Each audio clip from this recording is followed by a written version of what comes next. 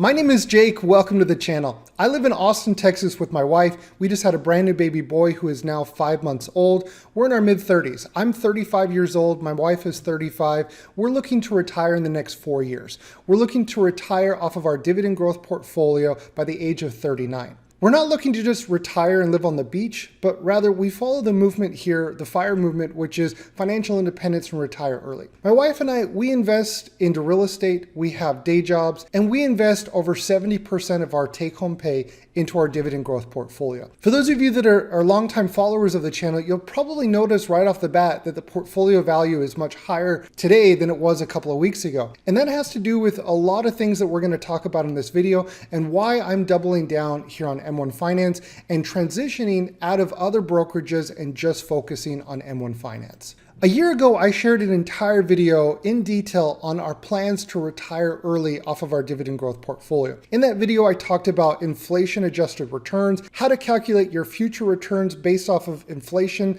and what that potentially could look like. I talked about growth rates and everything really in detail that you would need to know when it comes to planning to live off of your dividend portfolio in the future. So in this video, being part one, I'm going to focus on 3 topics. I'm going to talk about how my investing strategy has evolved since last making that video a year ago.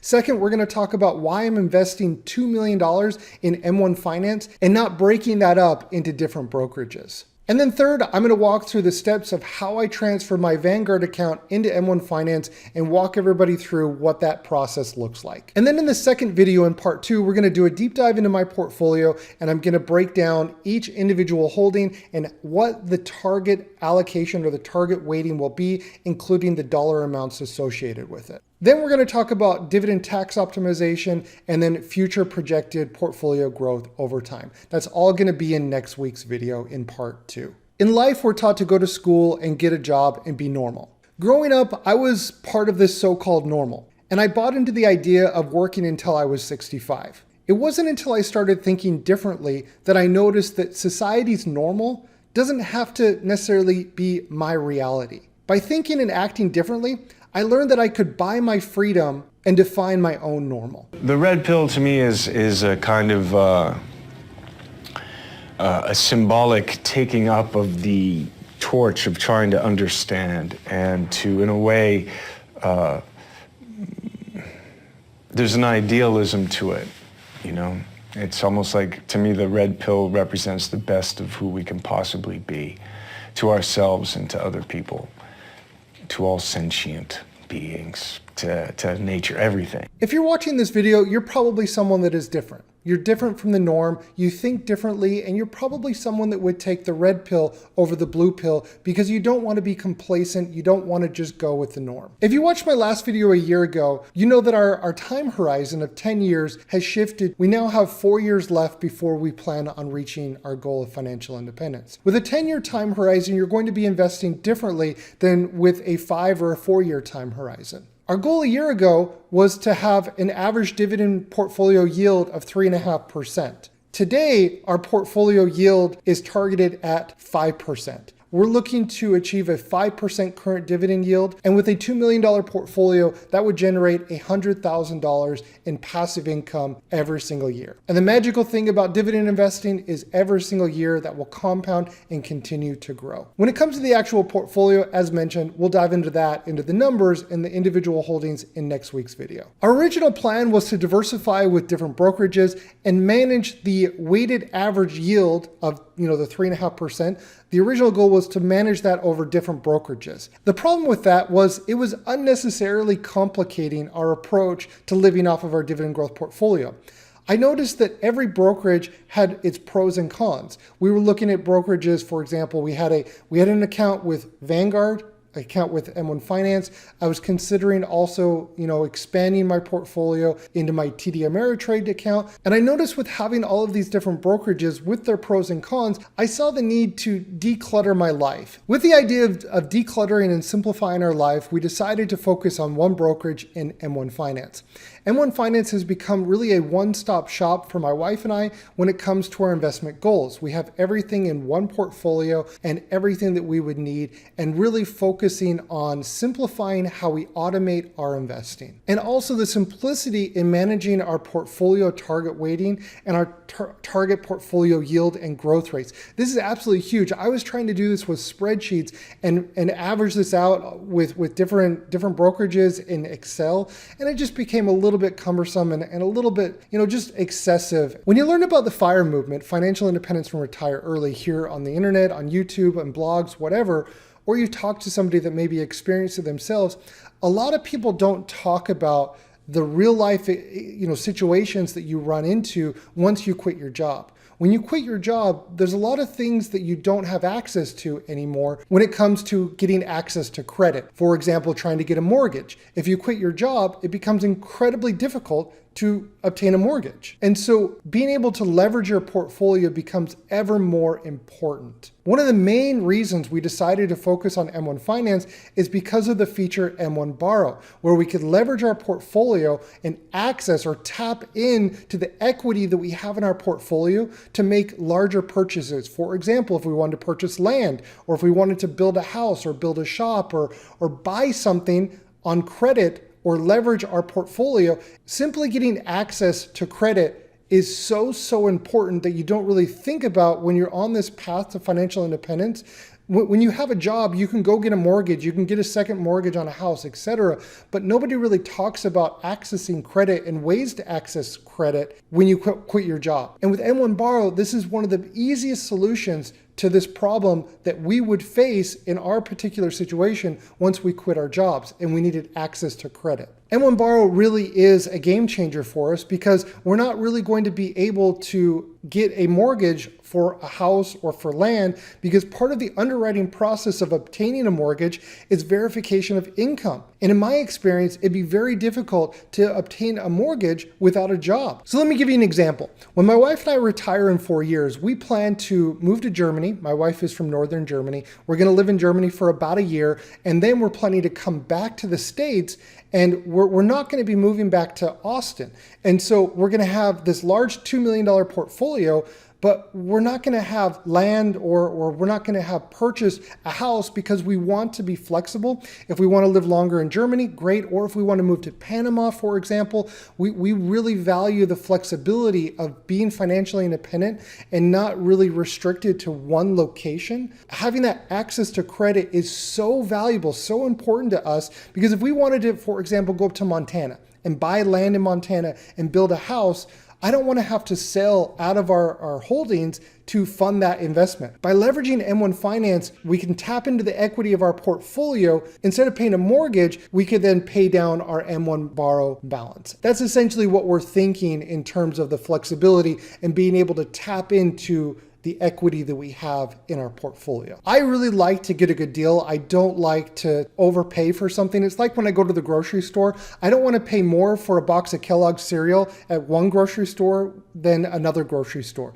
For me, it's a commodity. I don't want to overpay. And with M1 Finance, you're getting the best possible rates when it comes to tapping into the equity in your portfolio and leveraging that equity. And so when you compare to other brokerages, for example, with E-Trade, Fidelity, Charles Schwab, TD Ameritrade, you're getting the best rates possible with M1 Finance. Now, Vanguard did have good rates for those that had over $1 million portfolio, but it was still over 4%.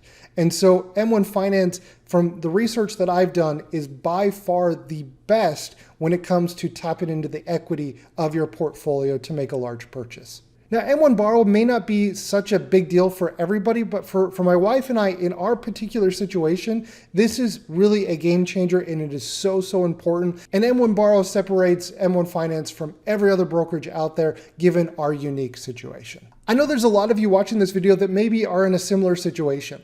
And so I know transferring accounts can maybe be a little bit confusing or intimidating. And so I want to walk you through step by step how I did it, just show you how easy it is if M1 Finance is the right brokerage for you. Once again, my wife and I are in a very unique situation, but if you are, let me walk you through what that process would look like. In the description below, there's a link on how to transfer your account to M1 Finance. When you click on that link, it's going to pull up this page right here. If you don't already have an M1 account, you can sign up here. But if you do, all you have to do is go to the, scroll down here and it says start your transfer here. Click on this. It's going to pull up this page, transfer your brokerage account or IRA. So you can transfer your IRA, your Roth IRA, traditional IRA, or your regular taxable brokerage account. And it's going to walk you through the steps of how to transfer to M1 Finance.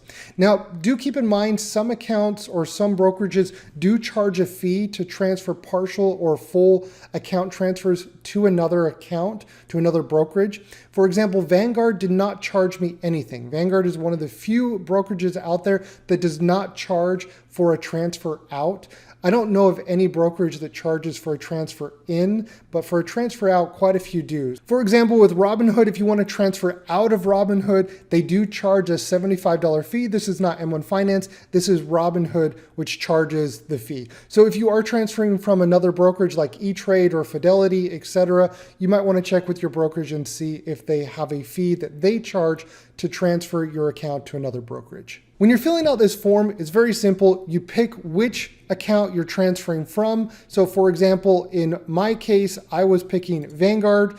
Then here you're going to type in your brokerage account. This is your Vanguard brokerage account. If you don't know the account number, you can go to your most recent statement, and on your statement, it will show your brokerage account number. Then what you're going to do is you're going to select the account type. For me, for my example, this was a taxable account, just a regular old brokerage account. Then you're going to type in the amount that you're going to be transferring. This is an estimate. It doesn't have to be exact. You could, if you have roughly $7,000, you just type in $7,000. If it's more or less, it doesn't really matter. Then you have the option to do a full or a partial transfer. I really like this because if you have some holdings in there, say you want to keep another brokerage, like a growth brokerage. Say, for example, you have a Robinhood account with Tesla, Amazon, etc. You could keep those holdings in Robinhood, but you could transfer just your dividend stocks. For example, say you had Coca-Cola or Pepsi or AbbVie or whatever in there, you can type in here, okay, I want to just select certain stocks. So you could say, okay, Coca-Cola, you could do Pepsi, but what you'll do is you can do exactly how many shares you want to transfer. So if you want to transfer all of them, this is all you have to do. And then you can do all, and then it'll say, okay, then what M1 Finance will do is they will initiate the transfer and it will transfer all of these holdings into your M1 Finance account. And then what you do is you type in your email address. This is your email address associated to your M1 Finance account. And then lastly, you take the last statement from the brokerage that you're transferring out of. So in this case, for example, Vanguard, you would attach a Vanguard statement here. You would hit submit. Then once you've submitted all that information, you're going to get an email from the client success team at M1 Finance. They're going to confirm which account that you want the transfer to be transferred into. For example, on my M1 Finance, I have multiple accounts, right? I have my real estate portfolio, I have my cash flow portfolio. And then once you respond to which account you want it to be transferred into, you're going to get a confirmation email from the client success team. And then within 24 hours, they're going to submit the transfer to your other brokerage. And then from there, there's nothing that you have to do to complete the transfer. It's all done for you. I initiated the transfer on August 31st. All of the holdings were transferred over on September 7th. It took 7 days for the transfer to complete. It was completely free with Vanguard. It was just really, really simple. This video was really focused around why we're doubling down on M1 Finance and the role that M1 Borrow is going to play for my wife and I in our unique situation when we're looking to retire in the next 4 years. For us to have the ability to tap into the equity in our portfolio. Now that may not be the case for you, but for us, it is absolutely essential. In next week's video, in part 2, I'm going to break down every single holding that's in the portfolio and how we're going to be generating a 5% current dividend yield and how we're going to be generating $100,000 in annual dividend income from this portfolio. And spoiler alert, I've actually added 2 cover call ETFs that I'm really excited to talk about in next week's video and what percentage allocation those cover call ETFs are going to make in this portfolio. Thank you so much for watching, and I'll catch everybody in part 2 of this video series next week. You know what? I think we're gonna be friends. Can everyone say hi to my friend? That's crazy. I just wanted to say thanks. I'm glad you came along, partner.